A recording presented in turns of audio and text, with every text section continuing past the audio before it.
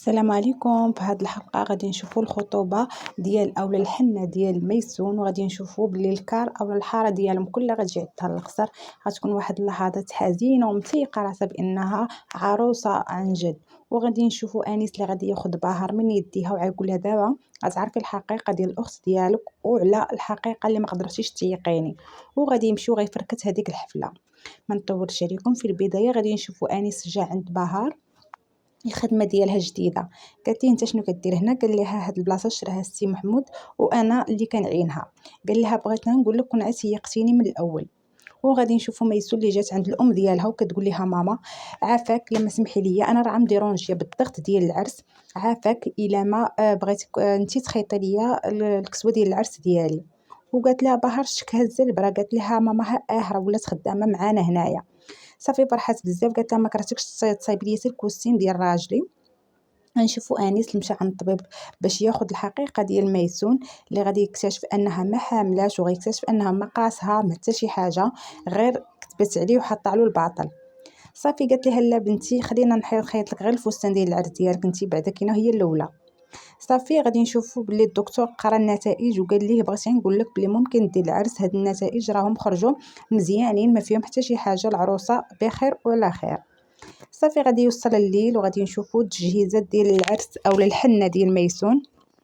كلشي واقف عليها، كلشي كيعاونها الا دنيا اللي كانت تطل من الفوق وكتشوف هاد المهزله اللي كاينه في القصر ديالهم. قالت لها البنت ديالها ماما خليني نهبط معاهم. قالت لها سيري بنتي وديري شويه الحنه، ما كتحشميش هذيك اللي كتزوج لتحت راه العدوه ديالنا ماشي الحبيبه ديالنا باش غتهبطي عندها. شوفي غير الدار ولات بحال شي سيرك. صافي غادي نشوفوا باللي السيده ميرفت جات للعرس ديال بنتها، وهنا غادي تكون ميسون كتصايب لاكار وكتقاد في راسها، وكانت معها الام ديالها نورهان اللي قالت لها جيتي زوينه بنتي بزاف. شويه سمعت لك لاكسون ديال واحد الكار جاي، قالت لها بنتي غادي نمشي نستقبل الحاره ديالنا راهم جاو وضروري خصني نكون انا في الباب، هادو هما العادات والتقاليد. قالت لها سيري يا ماما سيري. قالت لها الله يسهل عليك بنتي جيتي بحال الاميرات. الوقيته اللي كانت نوران هابطه قالت لها دنيا شوفي هاد الدار كي ولات بحال شي سيرك. قالت لها لا لا الحمد لله وشكري ان بنتي عندكم في هذا القصر دخلت لكم شويه البهجه لهاد الدار اللي عامره بالمشاكل.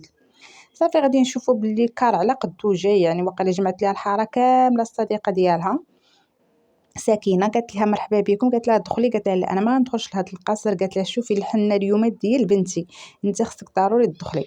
صافي كلشي غادي يدخل. جولي بقات غير كتشوف الكميه اللي جات كبيره، وحتى نورهان اللي فرحت واخا تخلعت من هادشي اللي شافت، لان كنعرفوا حتى ان ميرفت حتى هي واحد البنت الفشوش. وغادي نشوفوا باها اللي كانت كتهضر في التليفون مع الاب ديالها كتقول له بابا خذ الدواء ديالك وشويه راني غادي نكون تما راه غنتعطل في الخدمه. حتى كتفاجئ بانيس غادي يجي عندها. قال لها دابا غادي تمشي معايا. قالت ليه فين؟ قال لها غادي تعرفي الحقيقه كامله والحقيقه اللي ما قدرتيش تيقيني فيها.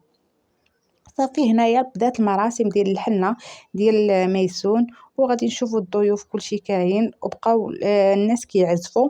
سكينه جايبه الحنه باش تحني ليها. مهم المراسم كلشي فرحان كلشي ضاحك، وكيف ما كنعرفوا تواركه في هذه الوقيته ديال الحنه كيكونوا كيبكيو لان الوقت يكون حزين عندهم وكيبكيو على الامومه وداك الشيء، كيغنيو على الامومه وداك الشيء. هنايا ميرفت فرحانه ما كتبكي ما حتى شي حاجه، بحال ما عندهاش الاحساس انها راه بنتها، العكس ديال نورها اللي كتبكي. صافي حناو ليها كل وحده حطت ليها الذهب في يديها. ميرفت حطت ليها الذهب ونورهان حطت ليها الذهب وقالت لها الله يكمل عليك بنتي والله يسهل عليك وتعيشي الحياه السعيده اللي كتمناي.